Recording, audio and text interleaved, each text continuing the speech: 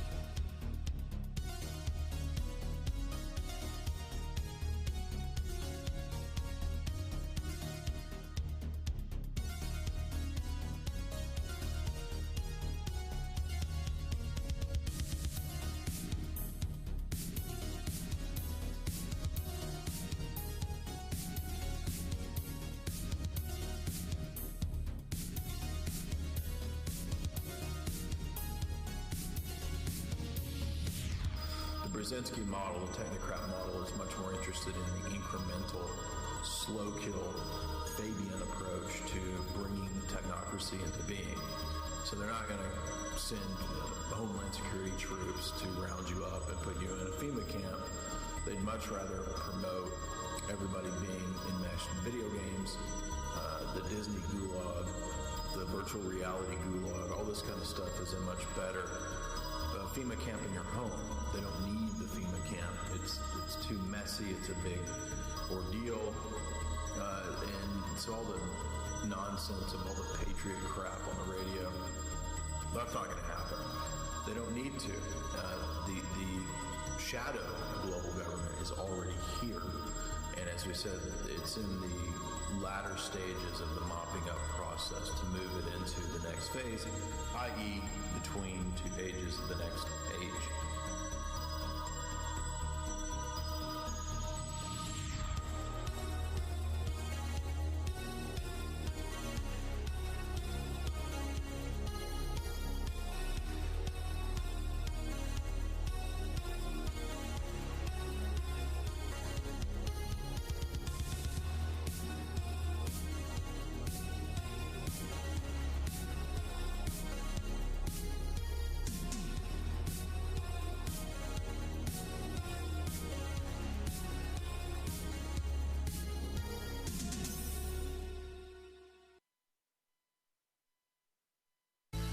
Once you have atheism, there's not really any foundation. Anything can come and go.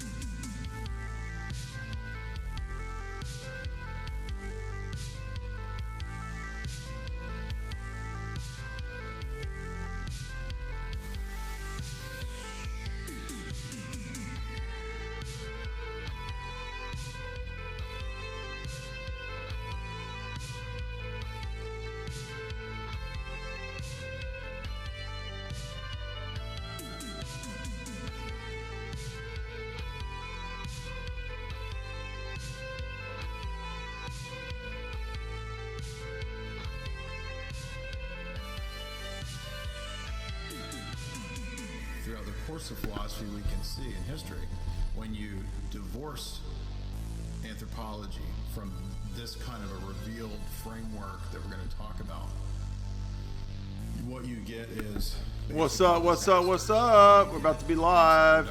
So and so forth, that ultimately we got Jim Bob in the house. We got your boy. You're stealing my thunder, dude. You're like looking all hot. Look at your white. I need a white coat though. Well, if you're going to be a TV preacher with puffy hair like this, you got to have a white coat. Right? Do you have a TV preacher character that you do that I haven't seen? I have an evangelical skit. Yes, I did. His name's Pastor Randy Bowles. Oh yeah. Did you see that one? I've heard now that you say the name. I heard people requesting it. I remember. Yeah, there's Randy Balls.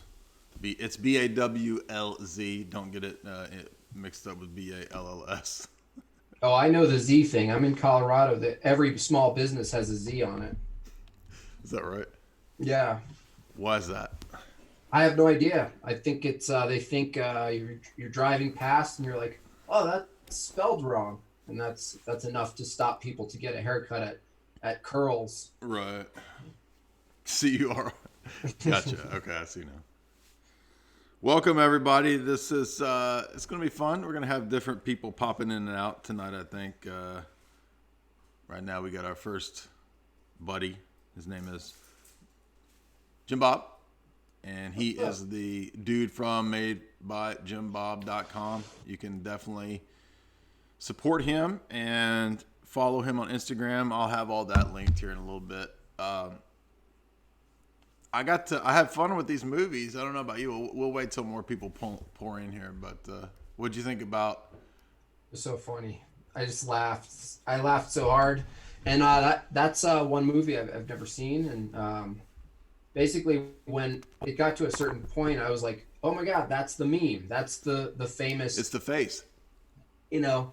But we were just laughing so hard. Like it was almost like they just were like, "Okay, we're gonna do this movie, but you just do whatever you want the whole movie, and we'll just take any of the takes, and it doesn't really matter." Because he's so over actory with so many funny things, and it's almost like he's about to laugh in some of the takes. Right. So yeah, it was so over the top. I had no idea where it was going. It's not that good of a movie. We'll get into all that in a little bit, but it was fun.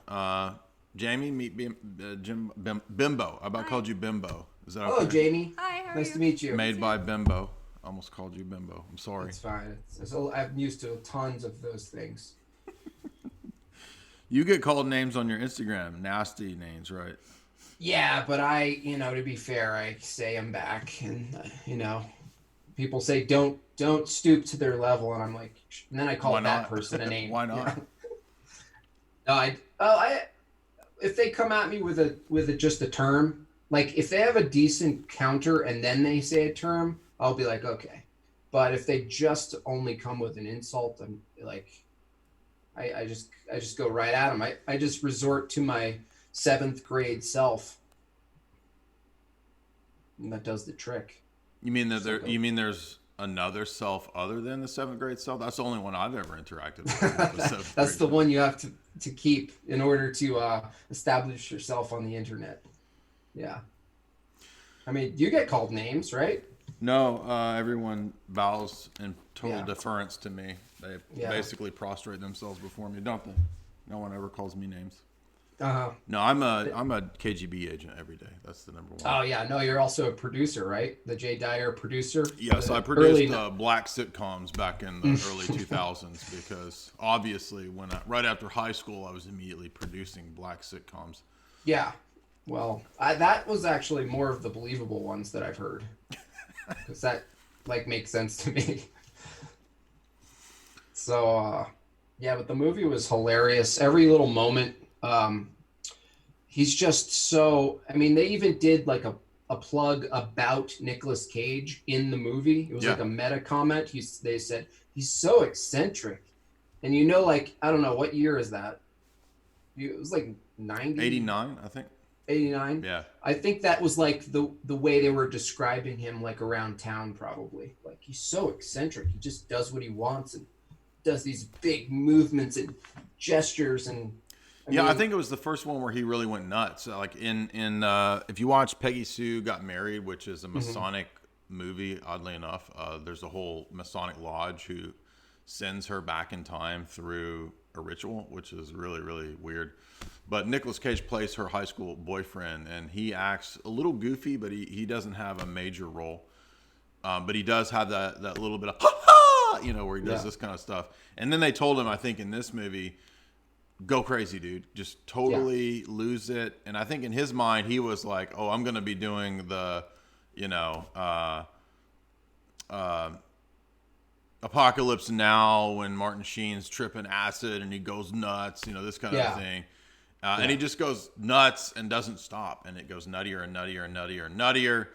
And people were like, we like this. This is nuts. So welcome, Hesher of Le Boiler Room. Le Boiler Hey guys, how's it going? Good. The audio okay on this? Look at that beard. I never got to see that like in the full screen. Yeah, it doesn't fit in a lot of cameras when I got No, my you head need proper. you need to do sideways. There we go. What's up, Jim Bob? What's going on?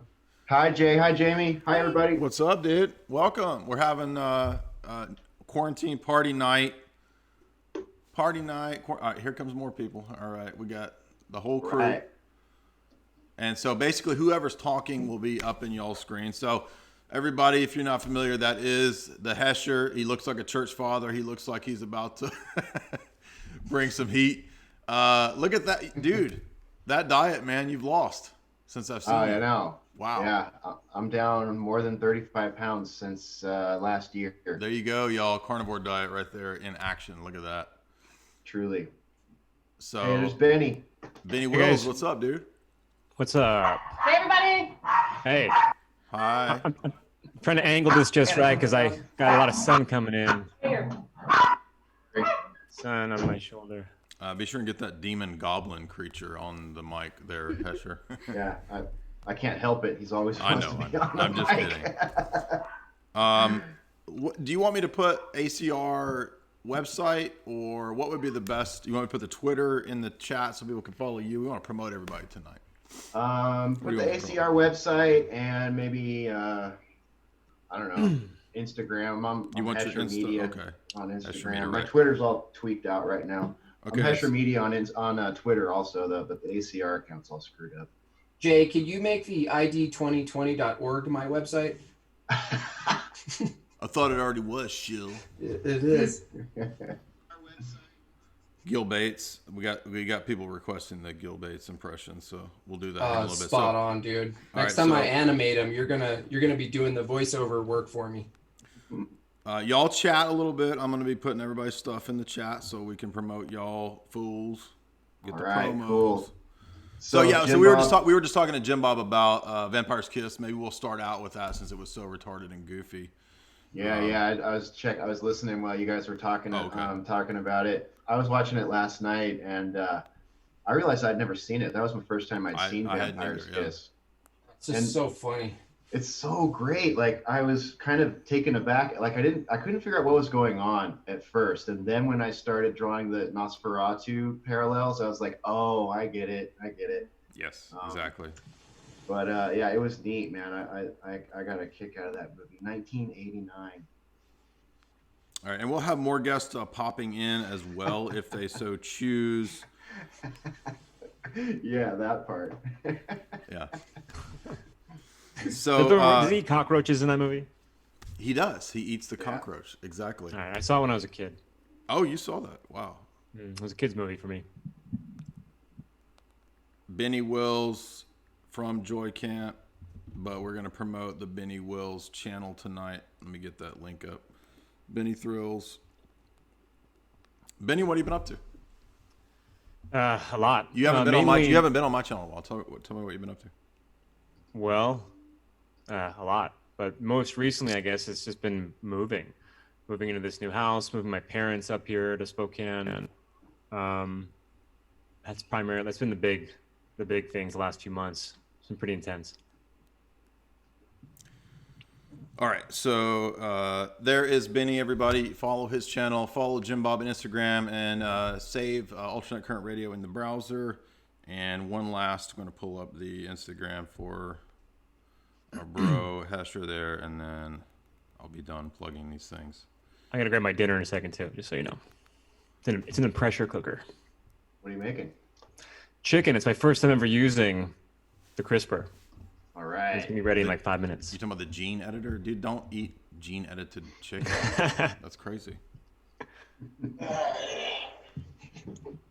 We will be taking super chats, by the way, if you guys want to support us and everybody else here. I'll split these with my lovely, beautiful, sexy guests. if you would like to support all of us with those super chats. All right. Let's talk about Vampire's Kiss. So I took notes. I want to see if you guys agree with me. And then we'll do one of the greatest films of all time. Apparently a lot of people think that Con Air is one of the best films. I don't know why, but a lot of people have said this is one of the best movies ever, dude. But Vampire's Kiss. So he's in therapy, and here's my thesis: is this like an earlier version of American Psycho? Is it about the corporate ladder requiring you to be a psychopath, and then basically you go nuts? Is that what? Or is it about the degeneracy of city life? Is it all those things? What's it about?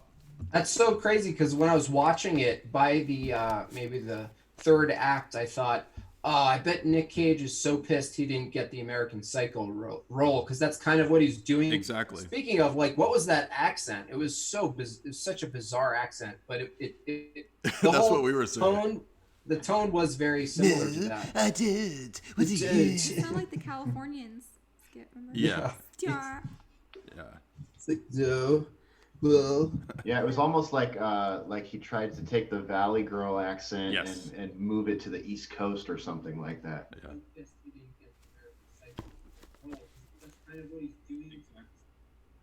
Are you playing it, Benny? Is that what you're doing?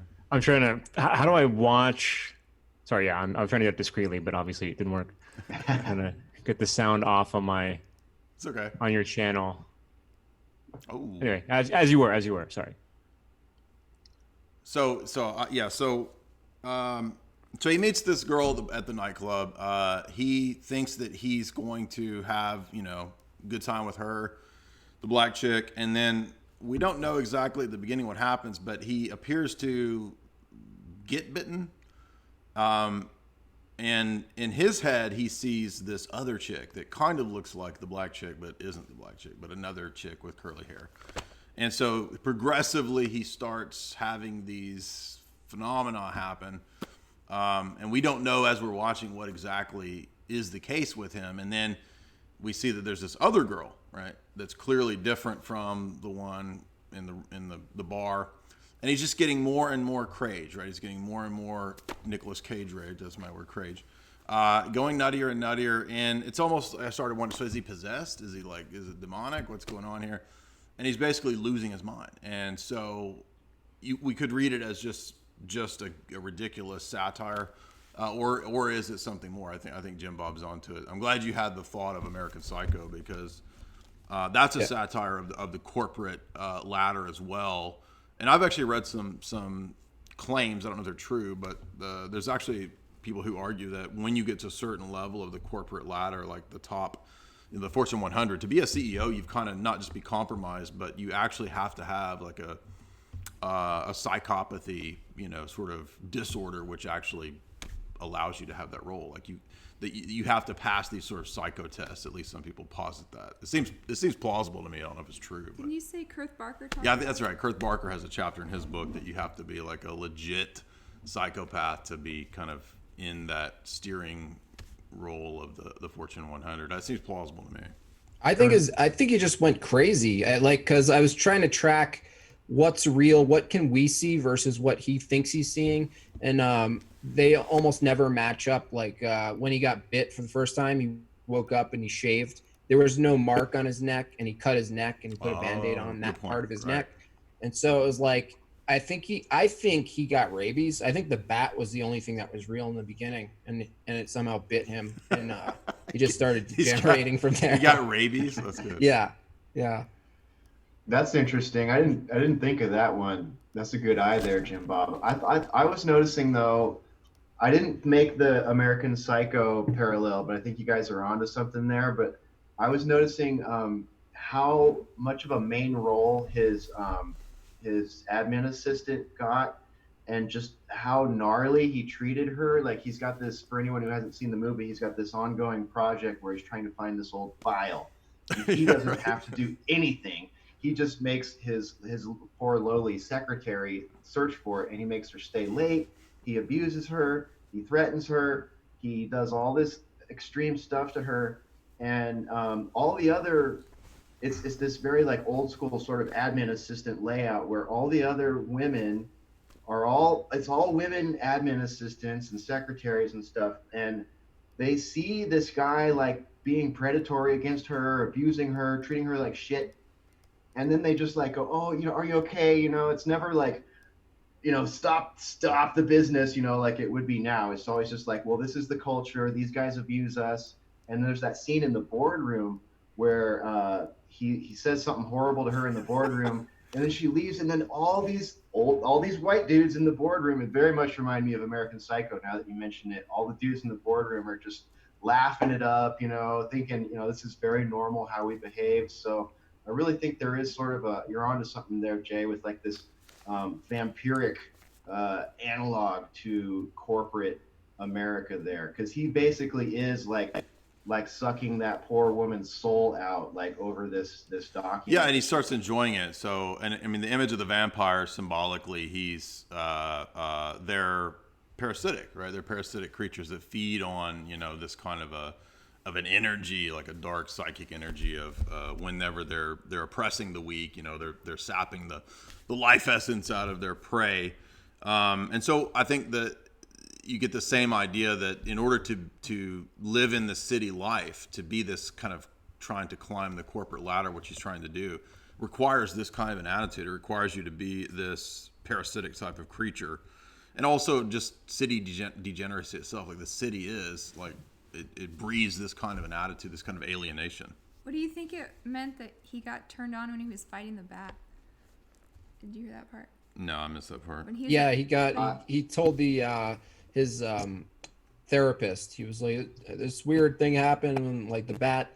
That's what, if you look back at that scene, that was the first big laugh I got, because he looked up at the bat after the date ran out of the room screaming, and he went like he did like a hair flop and like a hand like this, and we were like, what was that? Like, what? He just hit on the bat, or got hit on by the bat, like something happened right there, and then he then referenced it with his therapist. So he had a little moment there for certain. Yeah. And that was with the bat. That was really weird that he talked to his therapist about it too. I was like, that got me kind of off guard. I was like, wait, you had an erotic moment when you were fighting the bat? Like, the therapist asked him to clarify too. She was like, wait, you mean you were with the girl and you were feeling an erotic moment? He was like, no. After she left the room, just me and the bat. It's like, what? Yeah. It's really weird. Interesting too, when he went to the occult store, did you notice that the guy who ran the occult store had a Church of Satan shirt on? And so he's trying to figure out what's going on, and he just keeps convincing himself that he's a vampire. And it's weird because there's that scene in the bathroom where the guy's like, "Get it out of here, man! I'm taking a dump," and he's like, "I'm a vampire." Mm-hmm. But you can see him in the mirror, right? Yeah, so exactly. Then that's when you start realizing this in his head, and he bought fake teeth. It's goofy. Yeah, he bought fake teeth, and also the blanks. Clearly the brother told his sister, like, "What are you gonna do with this?" She asked, and he said, "That's just gonna scare scare someone away," basically. So that was the input that we knew they were blanks to begin with. And she also shot them at the floor, because otherwise, that's the only thing she could do is shoot them at the floor. Did you notice all the other characters besides him were women? His therapist was a woman. He's on a date. The vampire woman. Oh, good point. He kills a woman. He thinks that a woman's gonna save him in the end with that fantasy. Oh yeah, girlfriend. The fantasy and the only girlfriend. one, and the secretary's the only one wearing a cross necklace too. Yeah. And he wanders past that church with a neon sign, and he's like, he said, maybe that's not where he says it, but he has that line about the horrors of the damned, or something like this, and that's when he's got the wooden stake, and he's begging the people in the church to stab him. He's like, "Kill me, the horrors of the damned." Anyway, it was fun. It was weird. Not exactly what I expected. I didn't know what to expect, but anyway, not much more. I noticed. Yeah, go ahead. I noticed that there's Nick Cage memes all over, rolling around the meme war, but there's one in particular that's from that movie. And when I saw that scene, I was like, oh my God, I found the origin here of the meme photo, the one where he just Yeah, has the- the most yeah. crazy look. Yeah, that one. I can't do it. I can't Exactly. do it right. That. It's pretty close. Yeah. That's dang close. It's better than I could do. I think that's the first time I found the origin of the meme after the meme Yeah. myself too, where I was just like, whoa! I like stopped everything. I was like, Yeah, I right. know that meme. That thing's- Me too. I paused it and I was like, what could I write on it? It was like starstruck by a meme. Somebody said in the Yes. chat those were two of his favorite roles, Con Air and Really? Vampire's Kiss. Yeah. Really? Yeah. Because they probably just told him, Interesting. be Nick Cage, be yourself. He's Yeah. probably that insane. Like, that's the real him. But, all right, so what, you guys want to move on to Con Air? I think there's a lot more going on in Con Air. I want to point out one more thing about Whatever you about want. this Sure. one, because I didn't get to watch Con Air Just for example, this time. prisons.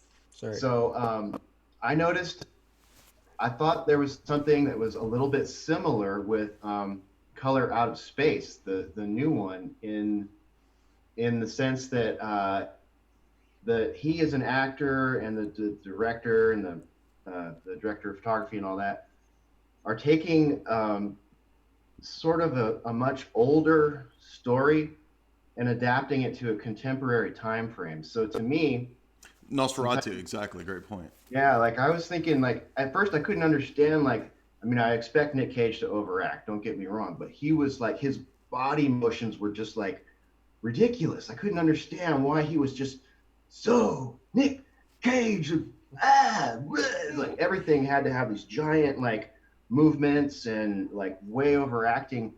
And it looked a little bit ridiculous until I realized they even cut in a little piece of Nosferatu, I think. And then I realized, oh, okay, so they're kind of like taking his style, that Nosferatu style, and dropping it in 1989, kind of the same way, like if you read Color Out of Space, it's got its own theme and its own style and its own aesthetic, but it's like picked up out of, you know, the 1930s or whenever that timepiece is and dropped into current contemporary times. So to me, like, I thought that was similar, and I think that's really neat that Nick Cage is in movies that do that kind of take an older style and an older storyline and then plop it into a completely new time frame. And the other thing that I wanted to get your take on, Jay, or anyone else's, was the score, the soundtrack. I thought that the soundtrack had a lot of Kubrick tendencies in it. There were parts that sounded like straight out of The Shining or something like that. Like it almost didn't fit. It was so like horror movie-ish that it almost didn't fit. That's a good point. I didn't even pay attention to the soundtrack. I was so focused on the other stuff, looking visually. I should have paid more attention to the sound. But yeah, that is a missed component. I think you hit on a key that I missed too. I mean, because I saw the Nosferatu scene, but I didn't even think about how that's just a representation of that story. Like think about how Nosferatu moves, like when he goes up the stairs. Exactly, good point. And Nick Cage is into like mimicking old German expressionism. He's always talking about that German expressionism. German expressionism. He's always there was one part where it was nearly looked like choreography, like he was in the office and he was yelling at the secretary about putting the stuff in the folder, right? Can't you put the stuff in the folder? And he was doing like very tempoed beats. And there was one point where he did about 4 gestures with 4 different beats. And one of them was like hands on the hip, facing backwards. A, B, C, and, D. exactly. Yeah. And we just started laughing. And like, you know, Megan is like, that was really cute. Like, and he's just screaming. So funny. It is comedic. Like you just look at, he's a physical comedian. Like you look back at other movies and I'm like, it's so funny that he got into all of these like crazy adventure and, you know, movies where he's waving his hair, but it's supposed to be taken seriously in the wind. But then you look at like Raising Arizona and you're like, that was the true trajectory for Nick Cage. And I was thinking about this, but the humor of Nick Cage is actually, it requires him to be doing something that we're supposed to take seriously. Like otherwise it's not as funny. I thought that was something came to me when I was watching it. I was like, oh, I get it. Like, it's funny because he's doing it for real, and it might not be as funny if he was just doing it and it was supposed to be funny all the time, you know? Yeah, he kind of becomes a meme mimic of himself, and then he later is always trying to play himself, which is, I think, what annoys people. Is just some of the big A-list people. You know, they eventually got to where they were just kind of mimicking their older characters, and they weren't really doing much else. And he's always talking in interviews like he wants to expand beyond that. I wanted to be a shaman. I wanted to do neo-shamanic, and like coming up with these things he's made up. Because it was becoming obvious he was just replaying Nick Cage every time. He can't just yell and scream.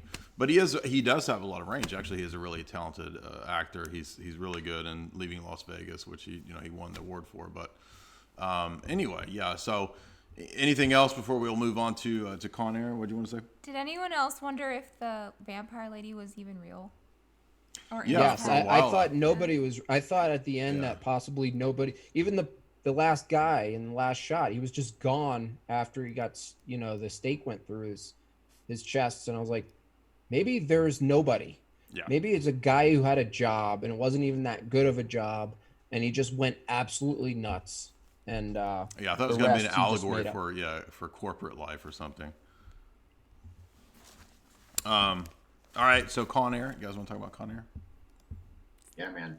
Can you just do one quick thing? Sure. Just tell me and some of the people who might be listening what Nosferatu is. Or Yeah, Hesh, you want to mention that? Yeah. Nosferatu is a old silent film. It's one of the first vampire films, and let me see if facts on it.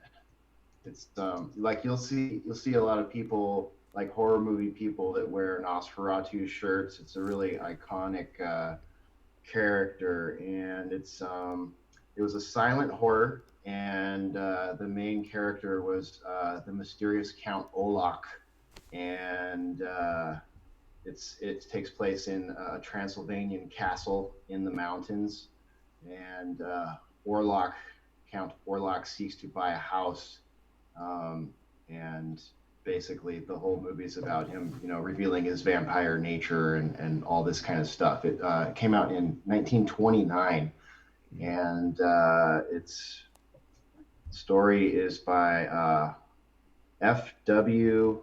Murnau and Bram Stoker, actually. So Oh, wow. it's Okay. I didn't even know Bram Stoker was attached to Nosferatu. That's interesting. Learned something. Yeah, well, it's one of the famous, most famous classic old movies. Like the pre-Hollywood era, like when Germany was really pioneering a lot of stuff in the 20s.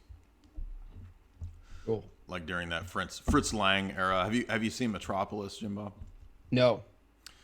I highly recommend that. It's it's something to see. It's wild. It's pretty long. I think it's about 2:45, 3 hours. You can find it's out of copyright, so there's plenty of versions on YouTube. I actually like the versions on YouTube that are dubbed because it's a silent film. But if you can watch the dubbed one, it's really weird. A lot of esoteric stuff. It's the one that you always see that image of the robot woman with the inverted pentagram.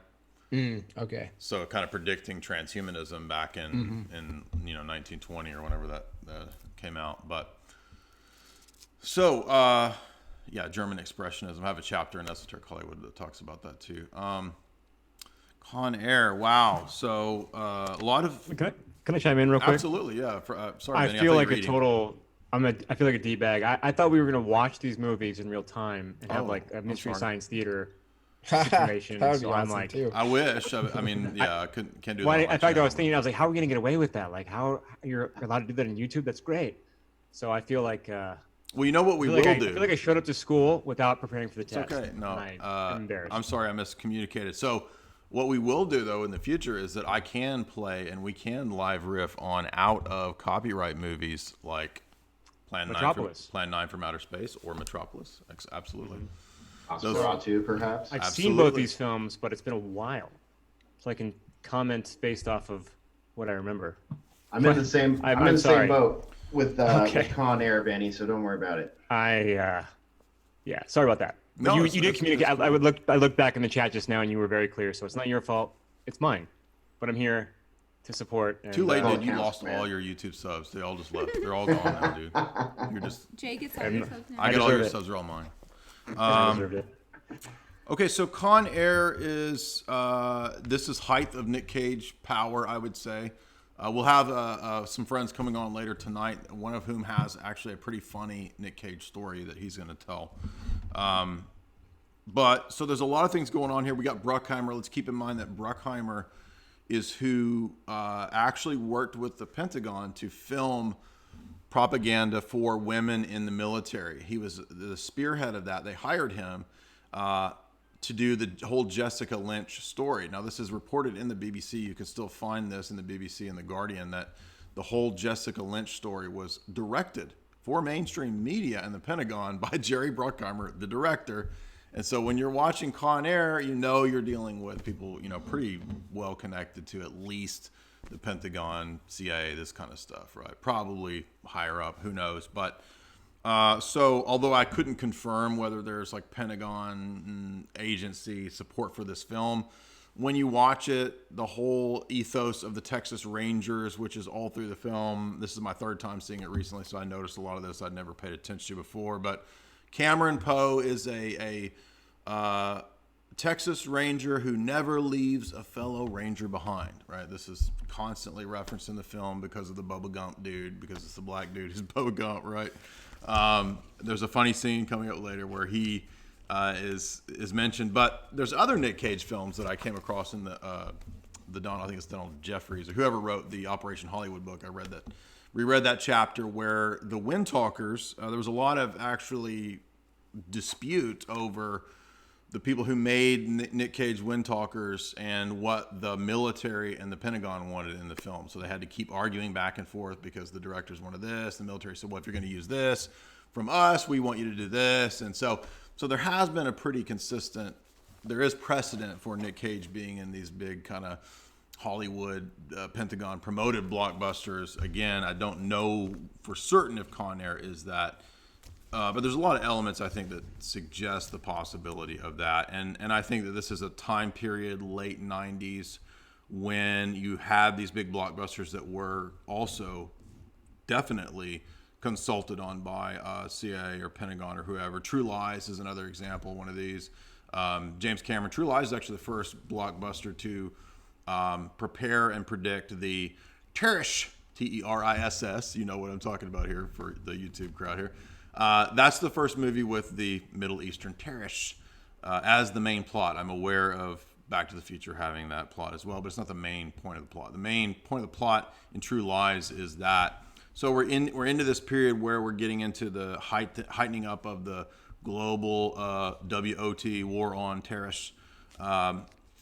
So that's the setting here for the time of this movie's release. You know, we had The Rock, we had these other big blockbusters. And it's almost like the end of the period of action movies when big name stars could still kind of carry action movies. That doesn't really exist anymore. You got things like The Expendables, kind of, maybe Jason Statham a little bit, but it's fading out. You know what I mean? This is like late 90s. The action movie Bruce Willis thing of the 90s is going away. That's my initial thoughts of the setting here. Isn't that interesting too that that happens just before all the events associated with, you know, the big changes that happened in 2001 after the event there. So you could, and it's just kind of strange because there's a lot of cultural engineering that's gone on too between, you know, this movie came out in 97, I think. And, you know, and just look at the 10 years between like 97 and 2007. Like everybody's attitudes were completely different. Movies were completely different. Everything changed really rapidly. And it's like you start thinking about, you know, the wars and all the events that kind of happened. You know, we had a lot of media events, some very questionable events, some scares. There was that thing with the mail. There was that thing with the guys with weapons in their trunks. And yes. that all kind of changed culture a little bit, I think. And Absolutely. you're right. I didn't Absolutely. really think about the death of the action star at that point. But yeah, because then you start getting into like maybe in the mid 2000s. I'm totally guessing here, but like more of a Fast and Furious, the movie style, where it's like, yeah, you can have big names and big alpha dudes, but they need to be in packs and clans, and they need to Yeah, have like strong female characters, like fighting with them and stuff, like exactly. all that stuff you never used to see. Yeah, Yeah, we're transitioning to the women heroes and the comic book guys. yeah.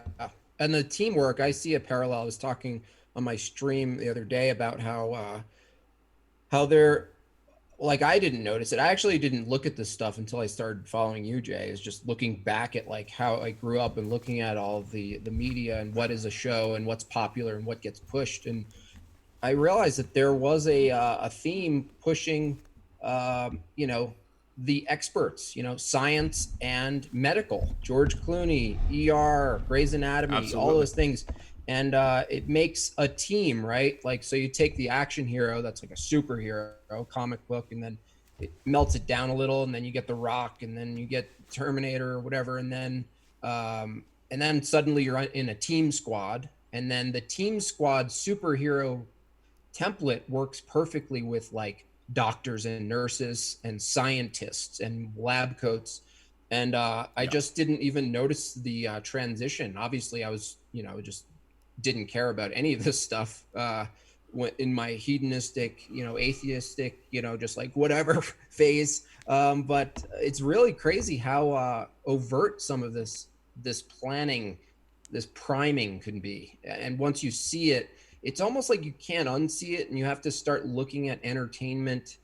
You have to basically consciously make a choice to enjoy it for what it is.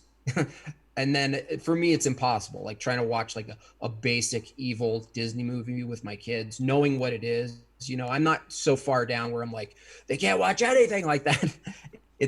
But it does take an effort to look at it just as it is without seeing all the subtle messaging, really.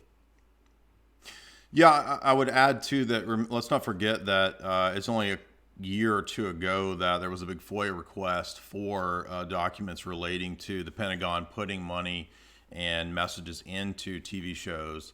Something as innocuous as Cupcake Wars, right? The Pentagon had paid to have messages pro-military, pro-recruitment put into just ridiculous things, right?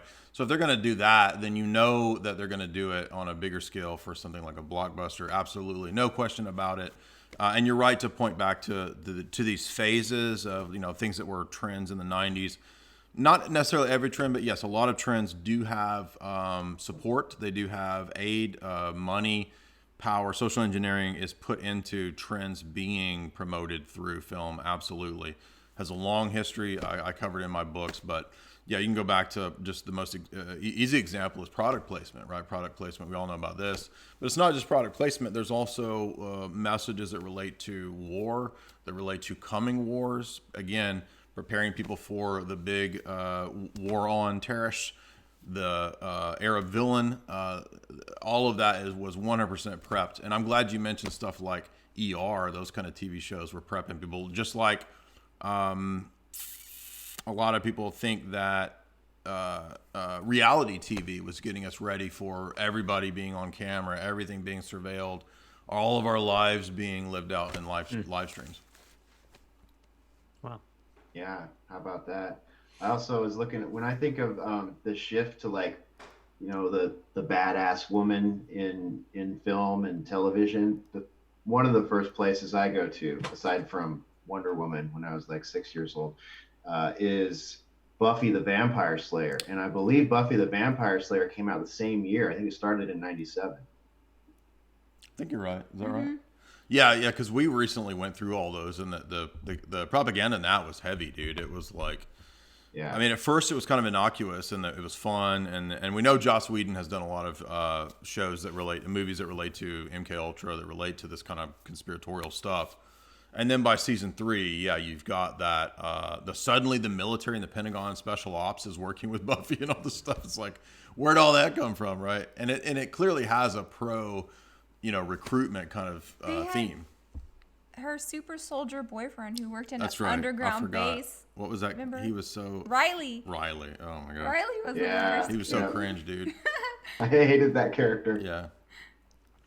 Yeah, I think that kind of stuff there's no doubt about it in my mind, and that's what a lot of people aren't aware too, that how common it is in TV shows as well. So you'll get, when you're watching Stargate, right? I watched 2 seasons of Stargate because I thought we were going to cover that in Hollywood Decoded 2, but so I had a whole bunch of notes on something we never did, and that was all just totally, military is going to save. You usually see this theme of there's a special group within the military, the GI Joe kind of group, and they are on the front lines doing the saving the world kind of stuff. Like that, you always see that all the way back to well, GI Joe is a great example. GI Joe includes themes of MK Ultra. It has weather warfare. It has all this crazy stuff that you don't expect. People in the chat said Resident Evil 2. Remember? She's another Oh, yeah, butt-kicking good girl. one. Oh yeah. So the late '90s, they really started transitioning into the female ass kicker. Exactly. Father Deacon, Personal note, welcome. when I was 14, I loved Con Air. Who didn't, man? Hey, guys. Everybody loved Con Air. I think I saw it 3 times in the theater. It was like right before I got to high school, and it was just the perfect movie for me at that age. What I want to know is, do you prefer the Leanne Rimes version of the song or the Trisha Yearwood version of the theme song? Which one was first? I probably just whatever the original is. I think they did a Well, duet, a double Oh, female really? duet. It was I don't know if I remember the song. I don't think I was Sing it. paying How attention. do I Oh, get that. through a night without you? Oh wow! Wow, that's conjuring up some feelings. Yeah, I so- loved it though. I mean, How that was do I like Dave live Chappelle, without early you? Dave Chappelle, just bringing it, hilarious. Who wrote that song? Is that a Harry Nielsen song? Everything's a Harry Nielsen song, by the way. I had forgotten Leanne Rimes until watching this. I was like, oh, remember her? And if you're around Nashville, you heard Leanne Rimes all the time. She was a teenager back then too, Yeah, good Just- point. for what it's worth. Father Deacon, welcome. Dr. Ananias joins us, one of our many buddies. You had an interesting Nick Cage tale I thought you might want to tell if you want to. Hi guys. How are Hello. you? Good to see all of you. Nick Cage, is that what we're talking about? We're talking about Con Air, Nick Cage stories, Nick Cage movies. You told a funny one in the Discord. Maybe, I don't know if you want to share it or not. Yeah. Oh, by the way, I just finished watching Con Air. Oh, And I good. just want to let you know that I'm going to step down from being clergy, and I'm signing up for the FBI. A great recruitment video. Well, And, I'm sure you could probably remain clergy and be at the FBI. I think they probably would. They would like that as well. So, Yeah, that's right. I don't know what you're talking about, Jay. can you tell your inside story about Nick? Or not? Okay. So when I was an undergraduate, we were in Ventura County in the middle of the woods, and so weekends was like my chance to like kind of come down and take it easy, not have to be like stuck reading books all the time. And so we had this place it wasn't too far. It was actually off of Hollywood, not too far from Vine Street. And it was like the strip mall. By the way, Hollywood is just full of strip malls now that I think about it. Mm-hmm. And there was a strip mall, and it had the laundromat, like a little ice cream shop. There was a sketch comedy like place on the second floor. And then the place that we liked was this, and it felt like right out of a Quentin Tarantino movie, kind of Vegas style bar called the Lava Lounge. And it was like a kind of a tiki bar. It was, the lights were all, kind of down with the kind of red lights. It was really kind of cool. And you walk in there and it was like everybody was straight out of a Hollywood movie, like in the sense of being a character. And we'd go see this band called the Blue Hawaiians. And the kind of surf rock meets, kind of Vegas sleaze. I don't know. It's really entertaining. But this was Nick Cage loved going there. Early 2000s, right?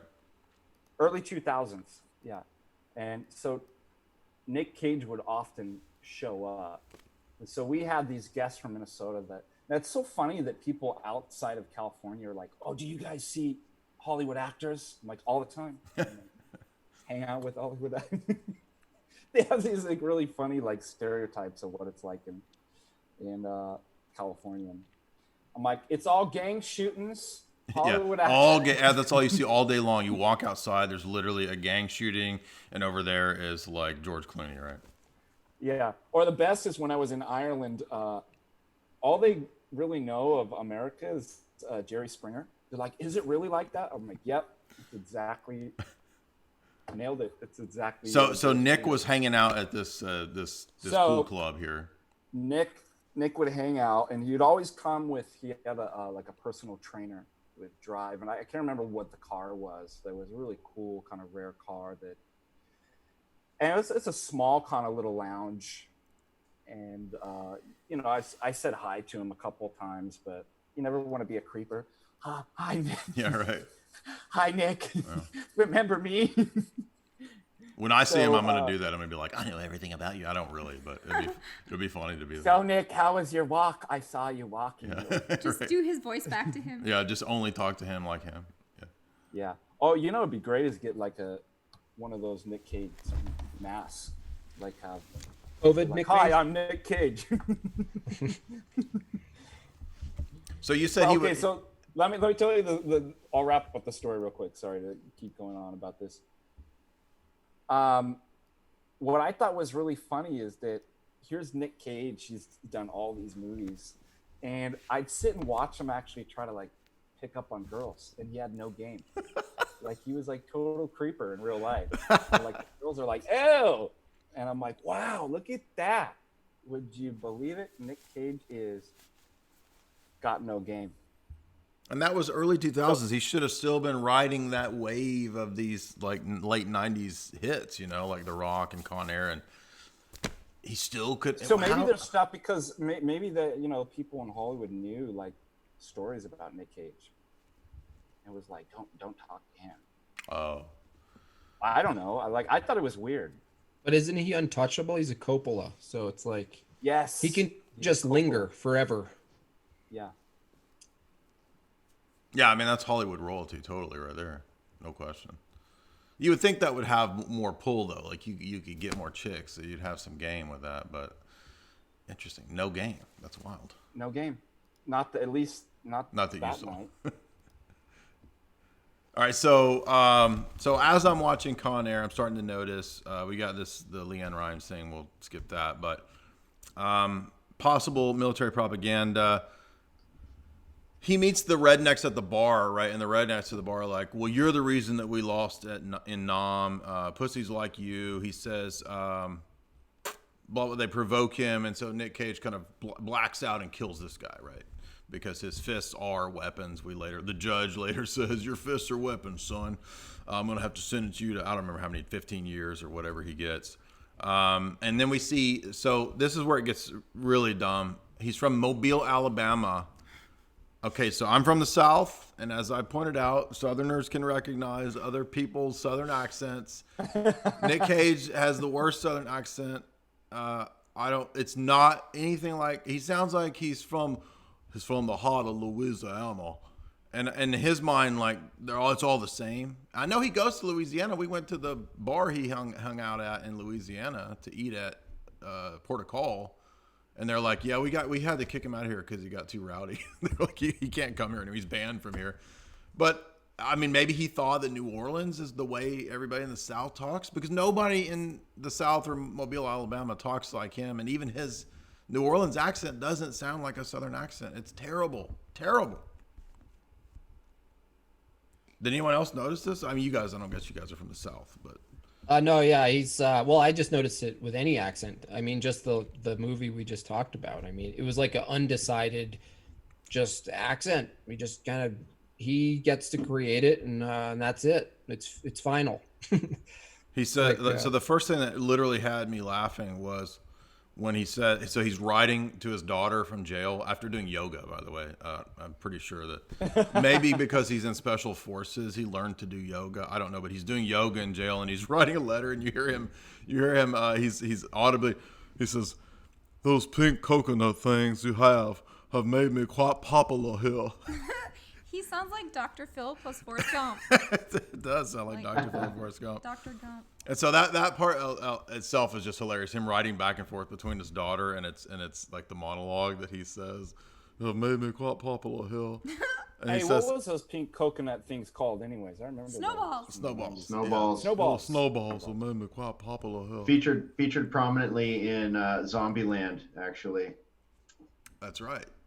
Yeah. Product Woody placement for Harrelson snowballs. That's hates snowballs. right. Oh yeah. I hate snowballs. I have to agree with Woody Harrelson on that Me too. I think everyone does. How are they even? Yeah, how are they a thing? Boomer. Who came up with that? Pink with dried coconut all over them? And then just sugar. Let's see what's the next. So then this is my. Hey, wait! Before you Go move ahead. on, Yeah, go ahead. what is the deal with the accent thing? Like, because you know how you see other actors like spend so much time, like it seems to be a big deal to nail get it right. an accent, and it's like with Nick Cage, he seems to, maybe it's in his contract. It's like Nick can do whatever crazy accent he wants or something like that. I don't know. There's something different about Nick Cage doing accents as opposed to everyone else. Because for a lot of other people, it seems like they study it, they get a linguist, they go train it, yeah, they go live it. Yeah. I was watching videos of actors trying to learn to do Southern and Boston accents, and they were actually with these trainers and literal voice trainers. But in his case, I guess he doesn't have to. There was some other winners there where when they're reading the dial, like he reads his daughter's letters, and he's like, "You told me that this boy, Scotty Dalton, has black teeth and calls you names." Black teeth and calls you names? Go ahead. Oh, there he says him. Oh, and then he's the other thing too. So Southerners they do not say ever. It makes no never mind. It makes no never mind. It makes Now no they never will. mind. He probably planted that, and now they say it. I mean, like maybe a Confederate general in like the 1800s will, my dear Southern Belle, it makes no never mind. But nobody in 50 years has said it makes no never mind. Jay, do you think it's a Northern Yankee propaganda film to diss Southerners? That's what I'm going to ask in a minute. Is this movie satire? I have a wild theory that maybe this movie is satire, but I want you guys to debate me on that if it's not, because it could just be simple level propaganda. Jamie doesn't think there's much going on in this other than just like explosions and just goofiness. I think there's some weird stuff because of the references to The Last Supper. He's got the whole world in his hands. The weird thing with Steve Buscemi and his pedo-y thing. I don't know what is going on there, but that's why I wanted to ask you guys this. So then we get into like Dave McGowan territory where the idea of all these serial killers together put on a plane, this is ludicrous. Totally ludicrous. And it makes me wonder, is maybe Dave was right about a lot of the serial killer stuff being completely exaggerated. Not saying there aren't serial killers, but the way that we think of serial killers is presented in this movie as laughable, maybe on purpose. Is it satirizing the way that we think of like it takes 50 armed guards to have, one suit, a Hannibal Lecter guy walking to the aircraft. I mean, it's just ludicrous. Like, why would that's preposterous? You see what I'm saying? And why is Steve Buscemi? He is the most secured prisoner. Right. He's like the weakest guy, and he's in the Hannibal Lecter kind of mask. Because he's he has the IQ. He has 280 IQ. Like he could just outsmart anybody at any moment, like Hannibal Lecter. Right? You remember how they had to have Hannibal Lecter in that giant like that metal cage? They rolled him around in like a buggy, because he's so intelligent that like if you even hear him talk, he can Jedi mind trick you. Pusher. Yeah, Pusher, exactly. That X-File, exactly. Anyway, so then we see Ving Rhames is a black activist, like a Black Panther guy, and he's teaming up with Cyrus the Virus. So what I see here is Cyrus the Virus is like calling to himself. He's organized all this, we find out later, John Malkovich. it's like he's choosing his anti-apostles. That's why there's all the references to the Lord's Supper. It's like Cyrus the Virus is the inversion of Christ, and these are his disciples, and he's going to free them. And Nicolas Cage is the Judas, the anti-Judas, in a weird flip. This is my crazy theory on this. What do you guys think?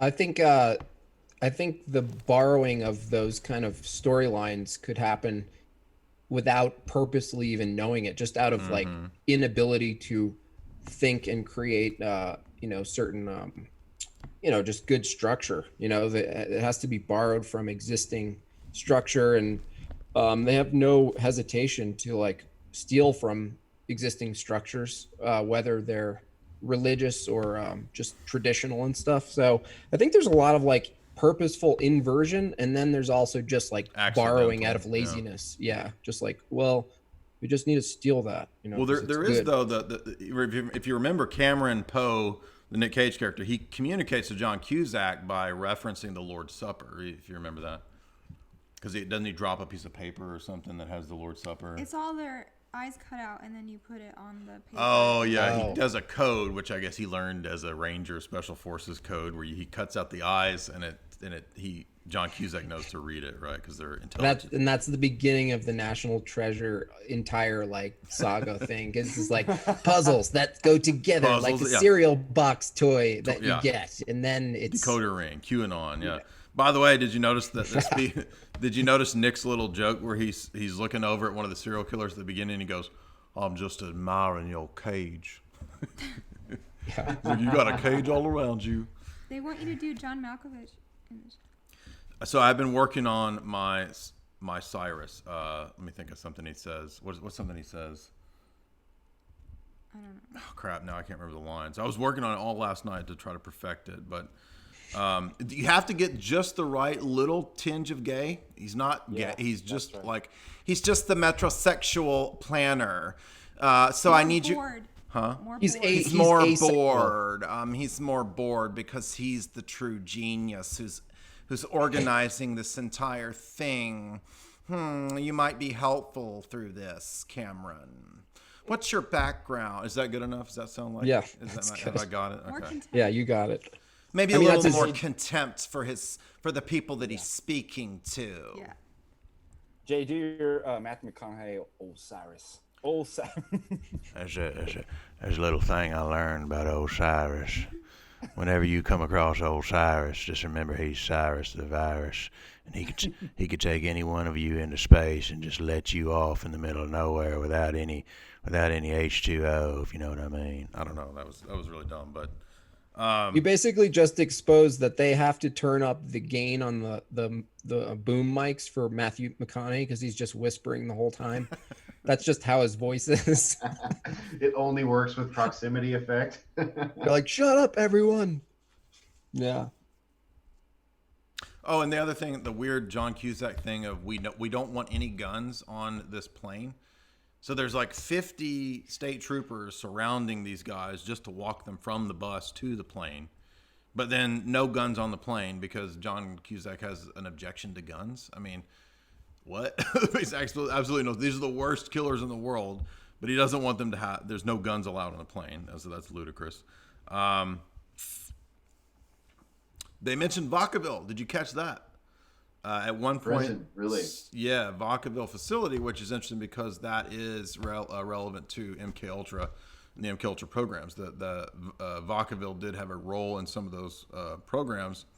I think Vacaville has a specific section in Minds of Men as well. They do about 20 or 30 minutes devoted to Vacaville, which leads me to think that maybe there are some subtle references in Bruckheimer's film here. Remember, Bruckheimer works with the Pentagon to sell everybody on the Jessica Lynch story and women in the military. So he has some degree of inside knowledge. And if you believe what Dave says in Program to Kill, he mentions Vacaville. We know that a lot of these serial killers could have potentially had some relationship to MK Ultra or the Phoenix program, which is relevant to the Steve Buscemi character because he's this creeper, super genius pedo guy. And then he sees the little kid when they land at this fully functional, empty plane like airport, like there's an airport out in the middle of the desert with this empty but fully functional. That was really weird. But so he wanders over to this little girl. And there's a little trailer park community. That scene makes no sense to me. I cannot figure out what's going on with that. What does that mean? And she's in the pool. She's playing with her dolls in the pool. Yeah, and that was probably just the stuff that they required to have on set for the actors, and then they just filmed it. Like the creepy pedo stuff. Yeah, what was the budget on this again? Yeah, I mean it was that 97 was probably biggest. Use our trailers in the empty pool.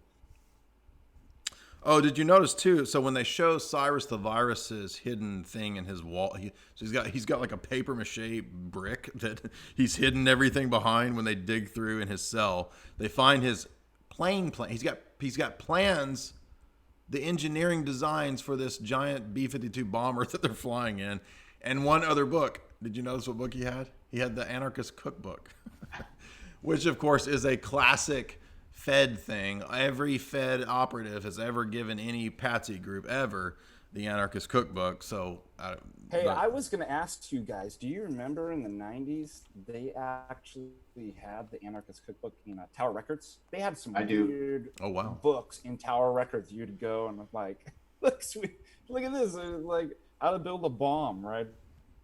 I do. I remember that. My friend picked up a copy. A friend of mine picked up a copy and he wanted to make napalm out of it back in high school because he heard that we could make styrofoam and gasoline in a thing, make napalm, and then you put it on the asphalt in the street and watch the street basically disappear in front of you. So I had friends that had picked that up at Tower Records. Tower Records in Sacramento actually had a whole section like that. I remember the Anarchist Cookbook was there, all the Anton LaVey books, and like the cheesy, all the psychedelic books. Psychedelics, yeah. Yeah, when I was in high school, I'd ride my bike that was like the psychedelic library. You just go to Tower Records and research all the drugs. Yeah. Well, there's a curious line by Steve Buscemi too, where he references the other serial killers, right? So he references Dahmer, Gacy. And if you read Sinister Forces and if you read Program to Kill, it intimates that possibly those guys could have been involved in these kinds of MK Ultra things. And so perhaps Steve Buscemi is in this role of somebody with a high IQ has been chosen to be, part of this sort of mind control thing. We see the doll heads again associated with him. Did you notice that he had to chase everybody down He had to chase John Malkovich down and the other guy driving the fire truck. And then at the very end, Steve Buscemi got away. Oh, right. Who gets away? The creepy pedo guy. And the worst guy. The worst guy, supposedly. He's out loose in Vegas sipping drinks and playing blackjack or whatever. That's just a nod to Hollywood. It's just like, we get away with it. You guys can't do anything no matter how fast you run. That's a good one. Yeah. Put the bunny back in the box. That's one of the best lines. On the whole kind of like Christ and the disciples and the inversion with the 12 Motley Crue disciples. So is it 12? By the way, I didn't even count. Is it 12? Because I was just. If it is, that would confirm the theory. I don't remember how many it is.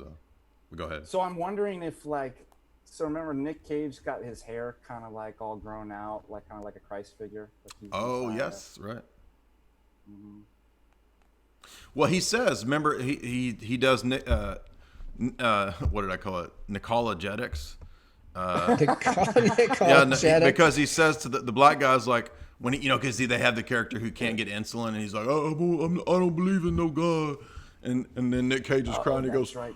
I'm gonna show you God exists. Right when he's crying, right. So he doesn't, and he literally becomes this Christ figure who does just this outlandish stuff to save everybody. So I wonder, is that like a prodding? If you believe in theism, toying, is it saying that you believe something else as outlandish as this? I don't know. I don't know what it's trying to say. But that was a great line. I'm gonna show you God exists, and he's crying. Hey, you that is a 100-pager. You got to knock that out. Nicologetics, just. Analyze every movie again, watch them all, and just exactly, and just find all the parallels.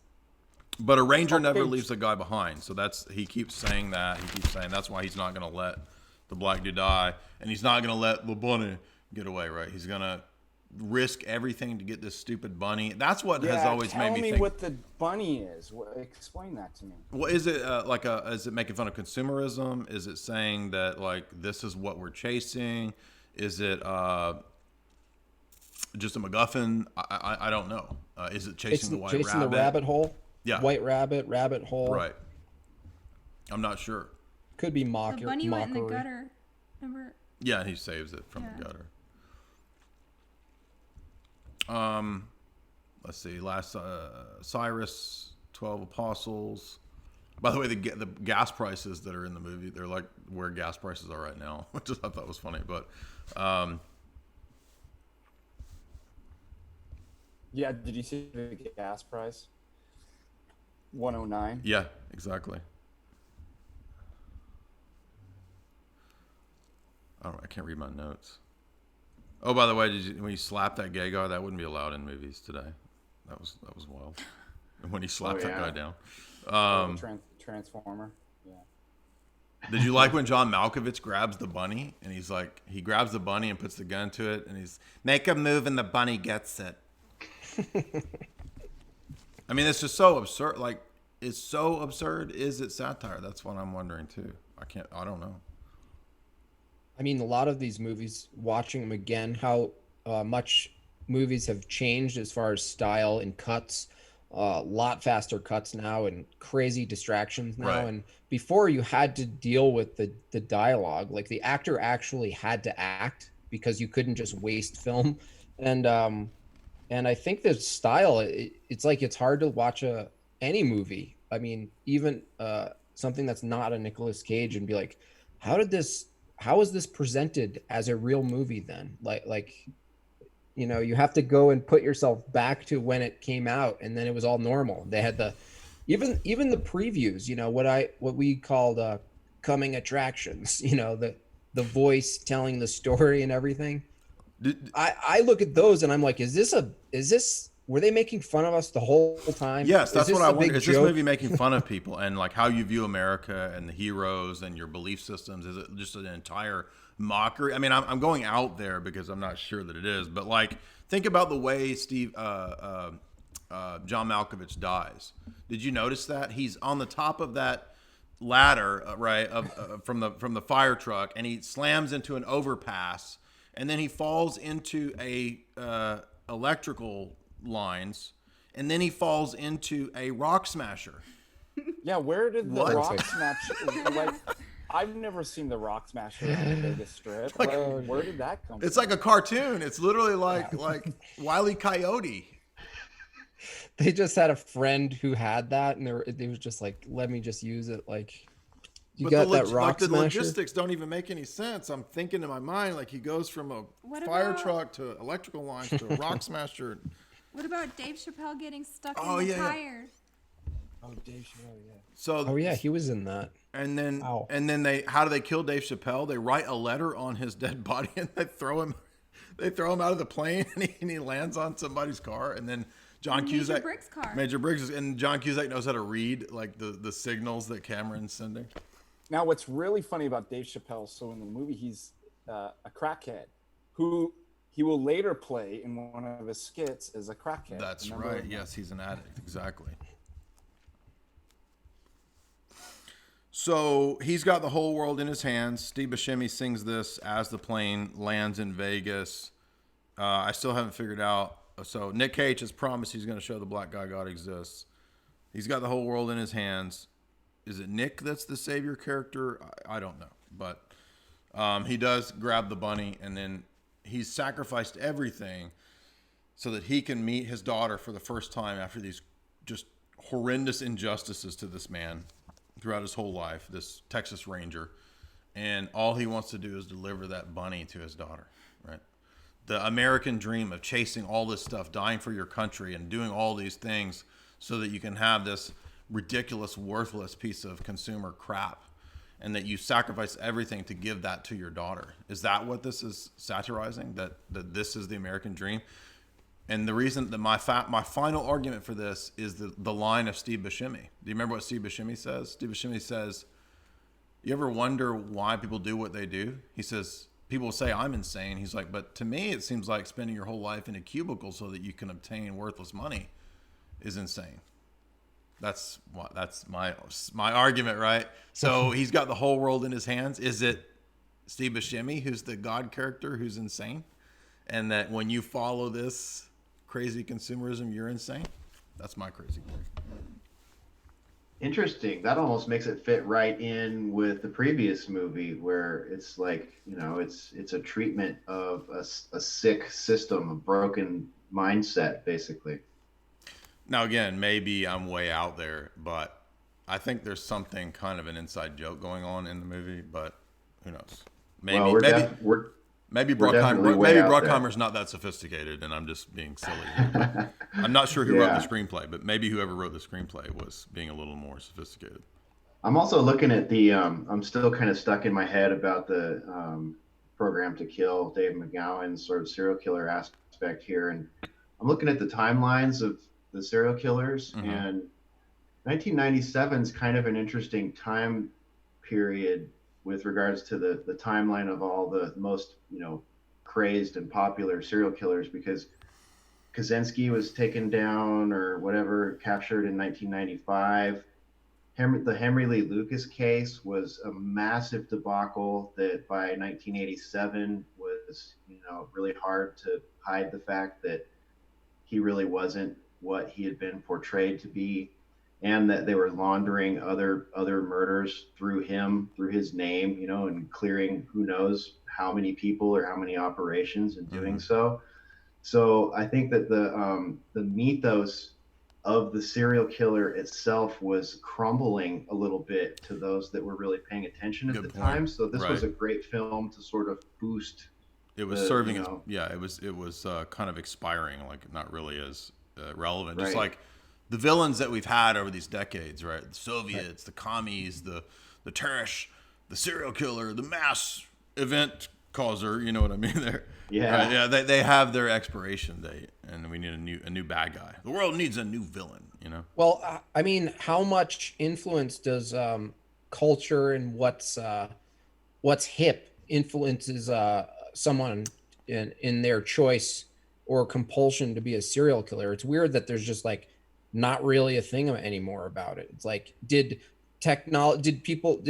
there a serial killer who's just like, I really just want to do this, but it's just not in style anymore, and it just doesn't get the same glory, and there's cameras, so I'm just gonna put my compulsion down and hope maybe do something else with my life. It's weird how they transferred from that as the big thing that kept everyone in fear, or at least in awe, in some cases totally intoxicated by killers, in a charming way, and then suddenly it transferred to like bombers, and then now it's like shooters. These shooters, like the same question I have about serial killers and how propped up and potentially influenced they are.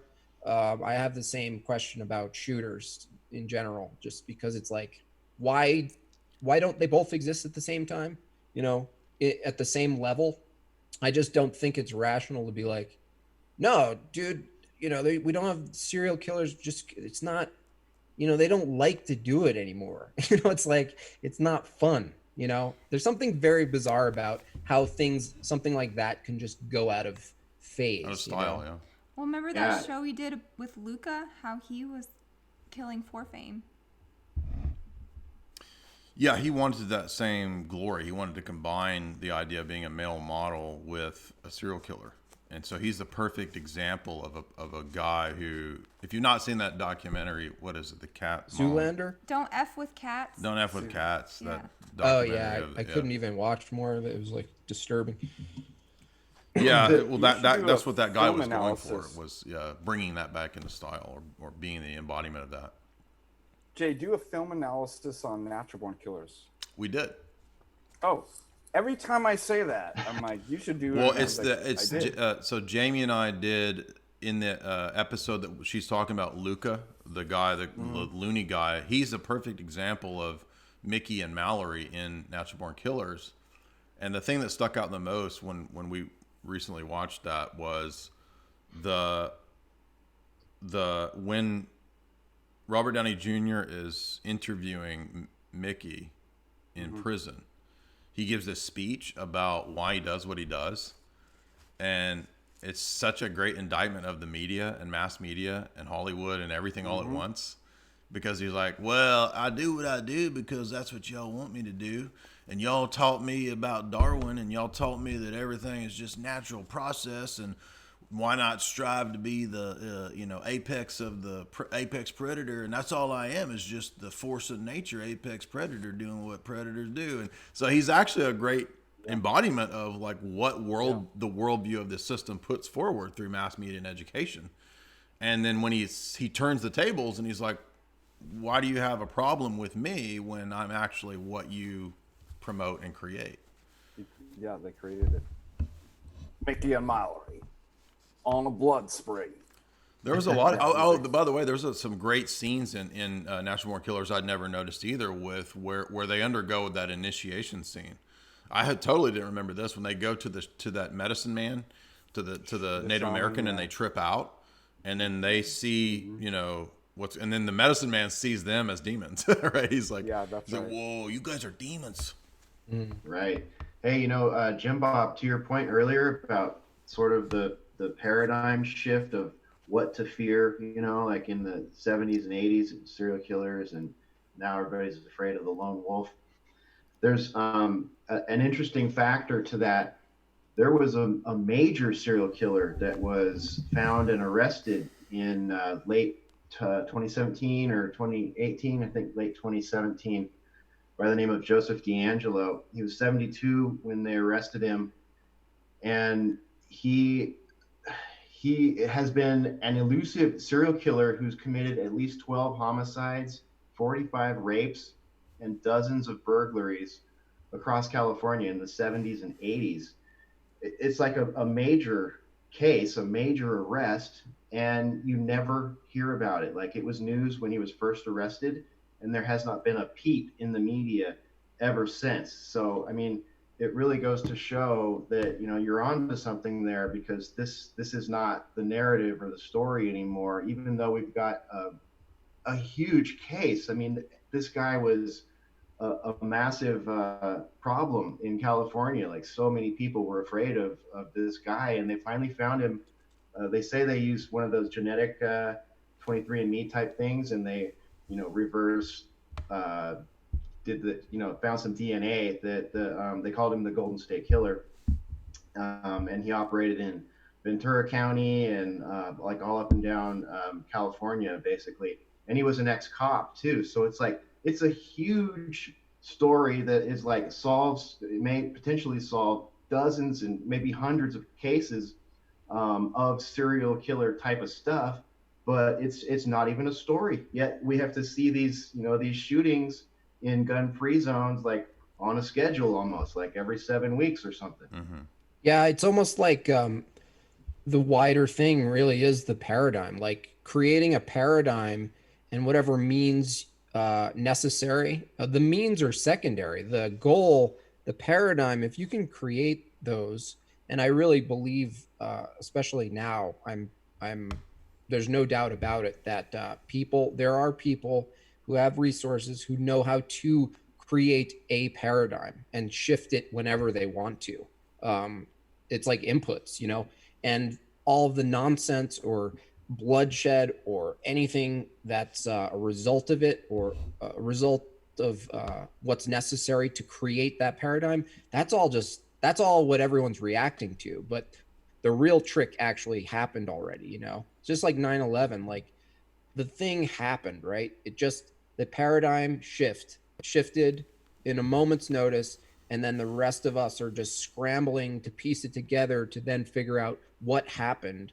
But the paradigm shift happened. The rest is just trying to put pieces back together. And I think it happens on a lot of levels. And I think, this topic, it's the same thing. It's like, you can just shift it, I don't know how I understand like what they're doing, but it's, to me, how I think about it, I'm almost like convinced they have an actual like blueprint for doing it in a way that's so predictable to them and them being controllers, people who have a media arm, people who have cells in education, people who have cells in Hollywood, in medicine, in science, like big hand, and that's the part that kind of creeps me out, is that, you know, how do you stop a paradigm from shifting? I don't think you can. I don't think we can. Yeah, we might be in one of those right now, arguably. We may be all on this call while one of those is happening as we speak. What flesh that out, Hesher? What paradigm do you see moving into being that is unstoppable? I'm afraid that what we're seeing right now is going to be the shift into, because when the event of 2001 happened, we shifted into a paradigm of war with a concept, war with not a nation but a concept. And now we've done it again. We can see that they're pushing to have this happen again, but it's not a concept now. It's the invisible enemy. Yeah. Yeah, and it's 1-0 less than 2001. It's event 201, and they just get to. I mean, it's really the perfect bridge for when you get into the stuff like that Jay's been talking about. The invisible scourge. The invisible scourge. Yeah, I mean, you could put they could put a WMD or an ISIS cell or anything wherever they wanted, and they'd have to justify it with some footage or a fake photo here and there, and then but now you don't need to justify an invisible enemy. You can just say it. All you need is the appeal to authority. You need science and experts to say, no, we gotta really, we gotta watch this thing. It's just that is really the paradigm shift. Yeah, I agree with you. I think it's like the golden boy of boogeymen. It's like they had all these ugly boogeymen, and it was like hard to piece them together. They're kind of like Frankenstein's, and now it's just like it's like the morning star. Oh, beautiful one. You're invisible and beautiful, and you're natural too. That's a big advantage to these people, is that having a natural enemy.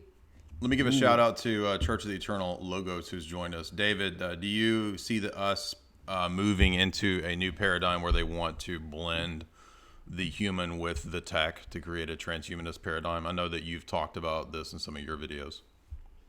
Yeah, absolutely. Thanks, guys, for having me on. Thanks, Jay. Congratulations, brother, on your channel. And hello, fellow truthers and brothers in the fight. But I do definitely see a transition in the paradigm, but